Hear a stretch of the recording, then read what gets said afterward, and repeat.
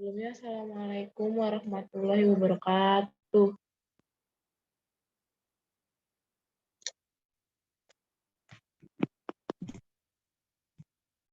Perkenalkan, nama saya Novita Yulianti Dewi, NIM A2208110026. Di sini saya akan mempresentasikan bab 9 tentang Badan Eksekutif, Legislatif, dan Yudikatif. Yang pertama, Badan Eksekutif. Kekuasaan eksekutif biasanya dipegang oleh Badan Kekuasaan Eksekutif.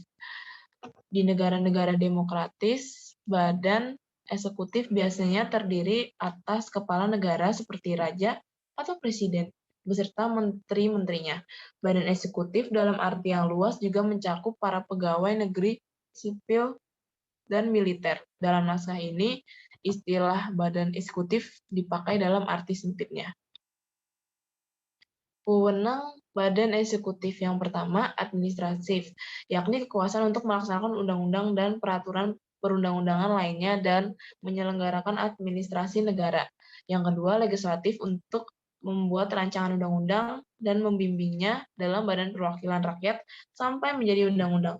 Yang ketiga, keamanan, artinya kekuasaan untuk mengatur polisi dan angkatan bersenjata dalam menyelenggarakan perang, pertahanan negara, serta keamanan dalam negeri.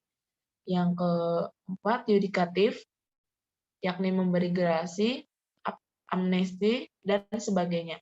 Yang kelima, diplomatik, yakni kekuasaan untuk menyelenggarakan hubungan diplomatik dengan negara-negara lain. Nah, beberapa macam badan eksekutif diantaranya yang pertama, sistem parlementer dengan parliamentary eksekutif, yang kedua sistem presidensial dengan fixed eksekutif atau non-parliamentary eksekutif. Nah, berikut ada badan eksekutif di negara-negara komunis. Di samping badan eksekutif di negara-negara demokratis, perlu juga kita bicarakan badan eksekutif di negara-negara komunis.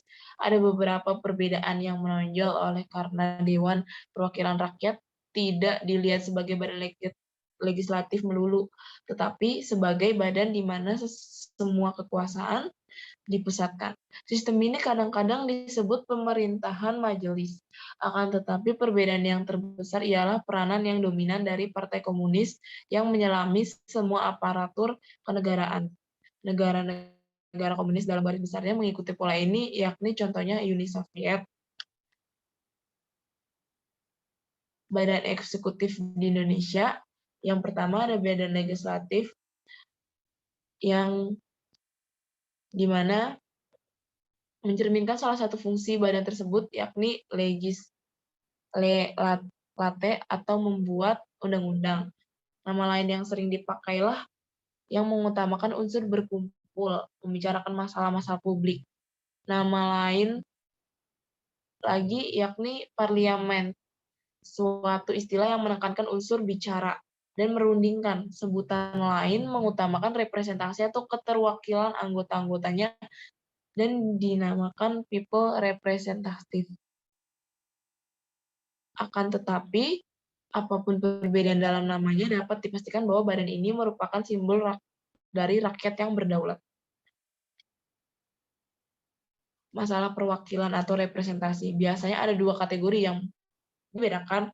Kategori yang pertama adalah perwakilan politik dan perwakilan fungsional. Kategori kedua menyangkut peran anggota parlemen sebagai trustee dan perannya sebagai pengemban mandat. Perwakilan representation adalah konsep bahwa seseorang atau suatu kelompok mempunyai kemampuan atau kewajiban untuk bicara dan bertindak atas nama suatu kelompok yang lebih besar.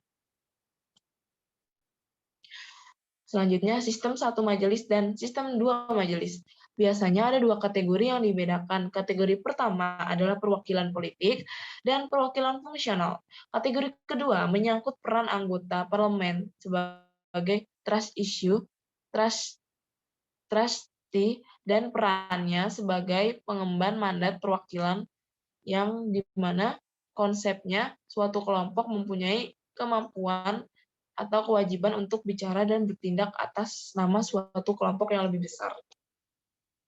Lanjut, fungsi badan legislatif yang pertama menentukan kebijakan dan membuat undang-undang. Untuk itu, badan legislatif diberi hak inisiatif untuk mengadakan amandemen terhadap rancangan undang-undang yang disusun oleh pemerintah dan terutama di bidang budget atau anggaran. Yang kedua, mengontrol badan eksekutif dalam arti menjaga agar semua tindakan badan eksekutif sesuai dengan kebijakan-kebijakan yang telah ditetapkan. Untuk menyelenggarakan tugas ini, Badan Perwakilan Rakyat diberi hak kontrol khusus. Selanjutnya, fungsi legislasi. Menurut teori yang berlaku, tugas utama legislatif terletak di bidang perundang-undangan, sekalipun ia tidak mempunyai monopoli di bidang itu.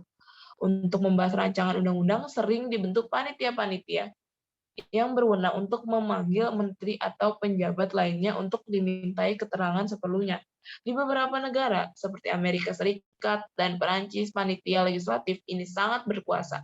Tetapi di negara lain, seperti Inggris, panitia-panitia ini hanya merupakan panitia teknis. Seperti itu. Fungsi badan legislatif lainnya, yang pertama, menentukan kebijakan dan membuat undang-undang. Yang kedua, mengontrol badan eksekutif, yakni menjaga agar semua tindakan badan eksekutif sesuai dengan kebijakan-kebijakan yang telah ditetapkan. Selanjutnya ada badan yudikatif. Suatu studi mengenai kekuasaan yudikatif sebenarnya lebih bersifat teknis yuridis dan termasuk bidang ilmu hukum daripada bidang ilmu politik. Kecuali di beberapa negara di Mahkamah Agung memainkan peranan politik berdasarkan konsep judicial review. Seperti itu. Selanjutnya, kebebasan badan yudikatif. Dalam doktrin trias politika, baik yang diartikan sebagai pemisahan kekuasaan maupun sebagai pembagian kekuasaan khusus untuk cabang kekuasaan yudikatif. Prinsip yang tetap dipegang ialah bahwa tiap negara hukum, badan yudikatif haruslah bebas dari campur tangan badan eksekutif. Hal ini dimaksudkan agar badan yudikatif dapat berfungsi secara sewajarnya demi penegakan hukum dan keadilan serta menjamin hak asasi manusia. Sebab dengan asas kebebasan badan yudikatif itulah dapat diharapkan bahwa keputusan yang diambil oleh badan yudikatif dalam suatu perkara tindak akan memihak berat sebelah dan semata-mata berpedoman pada norma-norma hukum dan keadilan serta hati nurani hakim itu sendiri dengan tidak usah takut bahwa kedudukannya terancam. Sekian presentasi dari saya. Apakah ada yang ingin bertanya?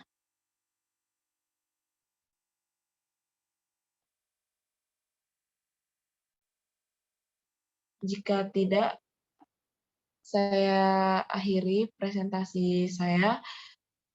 Kurang lebihnya mohon maaf. Wassalamualaikum warahmatullahi wabarakatuh.